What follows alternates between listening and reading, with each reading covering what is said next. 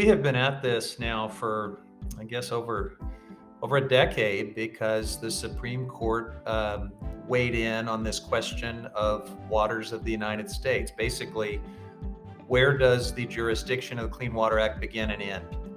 And you have to define that, because when you think about water pollution, you can't just limit your protections to navigable waters, right? Because every major river gets a lot of its flow from tributaries, and there are interconnections with wetlands even, and there are interconnections even between surface water and groundwater.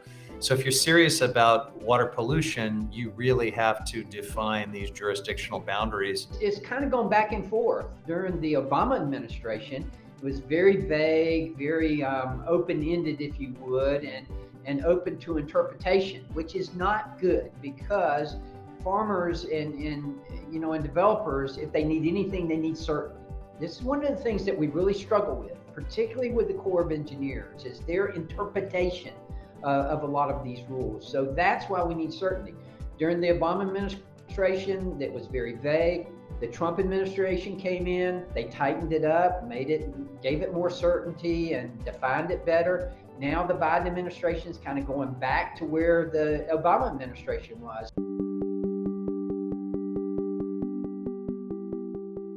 I think that balance is inherent in the way the Clean Water Act works. If you are determined to have a discharge of pollution into a water body of the United States, you should have to get a permit, and that permit might impose some terms and conditions on that.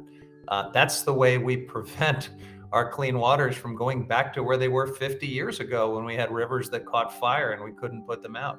Well, first of all, we all want clean water. We should demand clean water. We all understand that. However, we've got to remember that this is, the regulatory process is a burden that is crushing a lot of businesses and a lot of farmers. Farming's hard, and we don't need to make it even harder.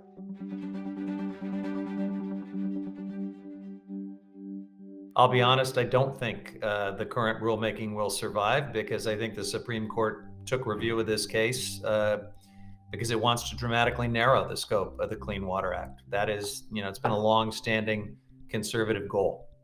Well, there is a case right now before the Supreme Court. A family started building a house, and the EPA stepped in and stopped them. And even though they don't have a continuous surface connection to a body of water, like a lake or a stream, and that's where the problem comes in. So the courts will rule on that particular case out west, and it should be interesting.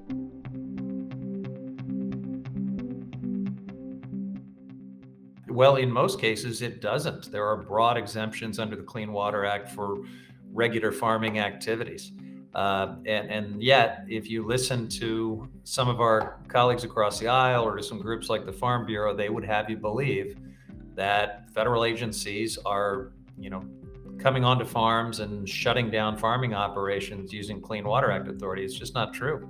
Well, it affects it because, if you're going to build, or if you're going to farm in a certain area, then if the EPA steps in and says, no, this is a navigable waterway, and for instance, if they're going to make a mud flat or a pothole or a drainage ditch, if they're going to define that as a navigable waterway, then that causes problems, and it means that the landowner is not going to be able to utilize their land to its fullest extent.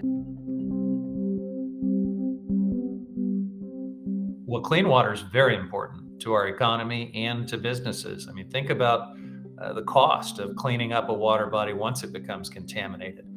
Think about the costs, if a plume of PFAS or something else shows up because we didn't adequately protect tributaries or groundwater resources. The costs are tremendous. The public health costs, the government cleanup costs, all of us bear those costs. So it's just far better to protect our clean waters on the front end. Absolutely has an effect on businesses, because as growers, as farmers have to adhere to these rules and regulations, it increases prices, it increases the amount of work that they have to do, which of course is reflected to other businesses as well, increasing costs. So there, it has a domino effect on the economy. Increasing prices means increasing inflation, And again, it's the uncertainty that's the key here. All people want to know is the certainty that they can move forward on their land, and it's the uncertainty, it's the interpretation that we struggle with it, especially in the low country that I represent. I represent the entire coast of Georgia, and the interpretation of the Corps of Engineers on a lot of these areas of what is a waterway and what is not a waterway, that is a big problem.